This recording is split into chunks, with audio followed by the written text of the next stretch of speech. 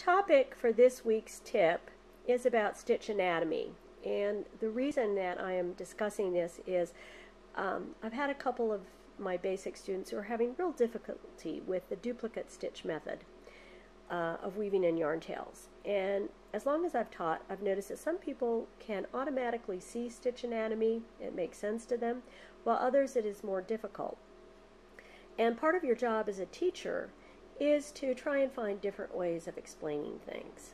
So we're going to look at the stitch anatomy. I've got a swatch here that I've used before where I have worked one row in another color so that I can very clearly see what a row of stitches look like. Now here's my knit stitch, and notice that it is joined at the top to the bottom of the stitch above it, and it is joined in the center of the stitch below it. So I have a long chain of stitches, and if I were to drop one of these stitches, it would just run down like pantyhose, and I'm dating myself by even mentioning that. Now it is connected to the next column of stitches by a strand, a horizontal bar between them. It goes around and then it goes into the bottom of that stitch and the top stitch. They're all interlocked. Now if I were going to duplicate stitch for decoration and I wanted to duplicate this stitch, I would go into the bottom of that stitch and I would follow the path of the yarn, and it very clearly goes under there, and then I would go into the same place I left. And generally speaking, nobody has problems duplicating stockinette stitch. It's pretty obvious. Where the problem is with reverse stockinette. And let's look at what knit stitches look like on the back side or the wrong side. This is called reverse stockinette stitch, and let's find a stitch. Now first of all, let's go right into the center of this stitch.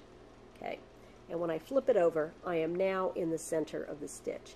And notice that a knit stitch on the back, when it's a reverse stockinette stitch, consists of a frown.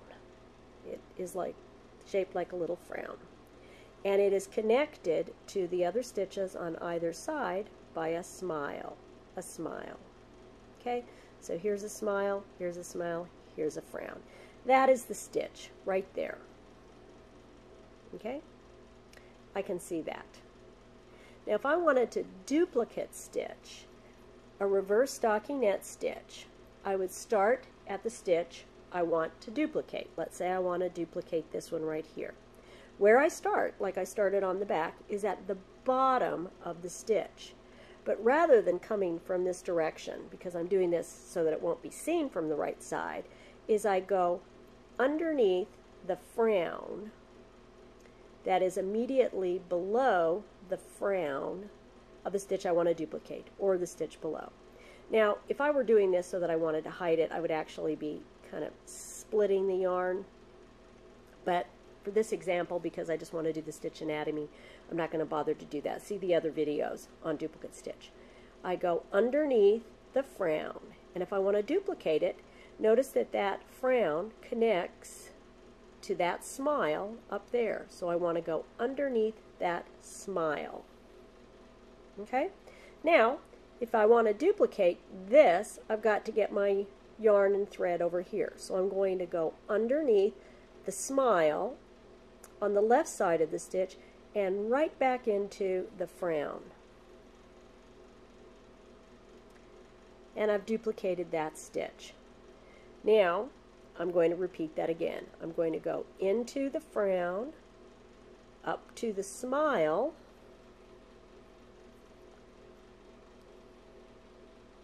over the top of the stitch, the frown, into the smile, down into the frown. Now this is easy to see when you've got a different color there.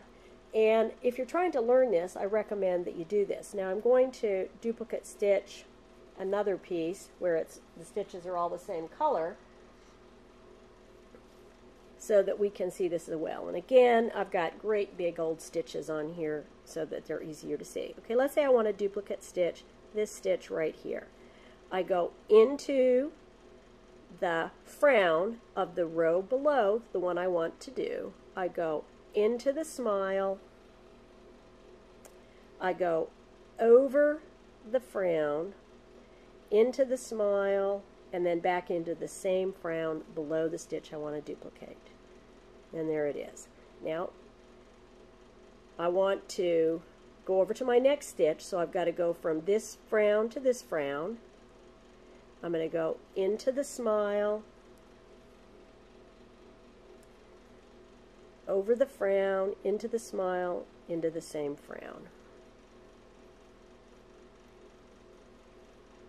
And I just keep that up. Now, in the tip, I will have photos of these where I have labeled those things if you want to refer to it there.